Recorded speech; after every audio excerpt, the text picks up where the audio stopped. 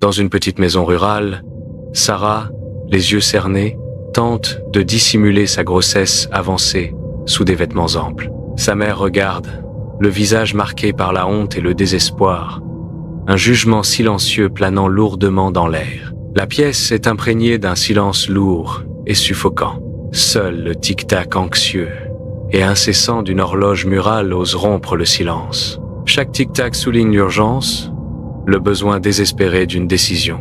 La tension tacite entre la mère et la fille est une force palpable et étouffante. Une charrette tirée par des chevaux chaotes le long d'un chemin de terre boueux, ses roues brassant la boue épaisse et grise. Sarah, le ventre arrondi par une nouvelle vie, est assise dans la charrette, les mains jointes, le regard perdu dans le paysage désolé. L'orphelinat de Tuam se dresse au loin, une structure austère et imposante, une silhouette sombre se découpant sur le ciel. Son ombre s'étire vers Sarah, un présage glaçant de l'inévitable, s'installant sur elle avec une poigne glaciale. Dans la pénombre de la maternité, le visage de Sarah est marqué par l'agonie de l'accouchement, ses cris résonnant dans l'espace désolé.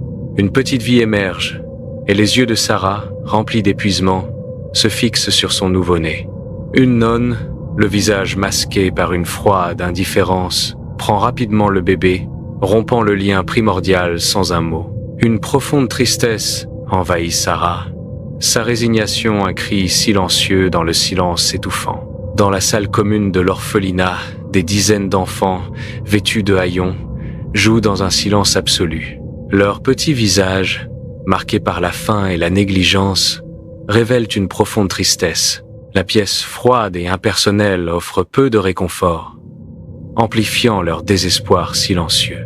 Sarah, maintenant l'une des mères résidentes, observe son propre enfant à une distance déchirante. Son cœur se brise, incapable d'étreindre l'enfant qu'elle désire tant serrer dans ses bras.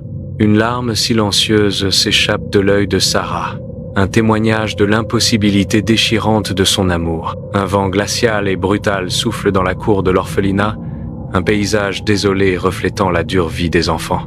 La petite Mary, frêle et menue, s'effondre dans une quinte de toux déchirante, son petit corps tremblant. La sœur responsable observe, ses yeux froids et dépourvus de toute chaleur, une indifférence glaçante gravée sur son visage. Elle saisit rudement Marie par le bras, l'entraînant sans la moindre tendresse. D'autres enfants, leur visage marqué par une résignation prématurée, assistent à la scène dans un silence stoïque. Leurs jeunes yeux, habitués à la maladie et à la perte, reflètent la cruauté palpable de leur existence. La lumière du soleil traverse de hautes fenêtres, illuminant des particules de poussière dansant dans l'air sacré des archives. Fiona, une historienne déterminée, passe méticuleusement au crible des registres anciens et fragiles, ses doigts tachés d'encre et de poussière. Son regard, perçant et inébranlable, révèle des anomalies troublantes dans les dossiers de l'orphelinat de Tuam, des disparitions inexpliquées. À chaque découverte macabre, une profonde prise de conscience se lit sur son visage, approfondissant le mystère et sa détermination. Fiona se tient au milieu de l'ancien orphelinat, entourée d'archéologues, l'air lourd de terreur. Une fosse sceptique déterrée jette une ombre sinistre, laissant entrevoir des horreurs sous le sol. Alors que les fouilles se poursuivent, la vérité glaçante est révélée, des restes humains dans le réservoir. Les rumeurs macabres qui hantent cet endroit sont confirmées, leurs murmures sont maintenant des cris. Les visages des archéologues sont marqués d'horreur, leurs mouvements lents, visiblement ébranlés par la découverte. Un lourd silence s'installe, le poids émotionnel du moment est palpable, un témoignage obsédant. Un monument solennel se dresse sur une terre sacrée, là où se trouvait autrefois un orphelinat. Aujourd'hui, un témoignage silencieux de vies oubliées. Des dizaines de personnes se rassemblent, une assemblée silencieuse de survivants âgés et de leurs descendants, leurs visages marqués par l'histoire et le souvenir. Un silence tombe sur la foule, leur chagrin collectif et leur respect palpable dans l'air immobile, alors que la cérémonie silencieuse commence. Fiona, les yeux brillants de larmes non versées, s'avance avec une dignité tranquille, une seule fleur serrée dans sa main.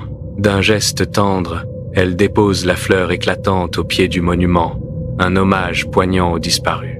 Le monument se dresse, un puissant symbole de reconnaissance, sa présence une promesse que ces vies ne seront plus jamais oubliées.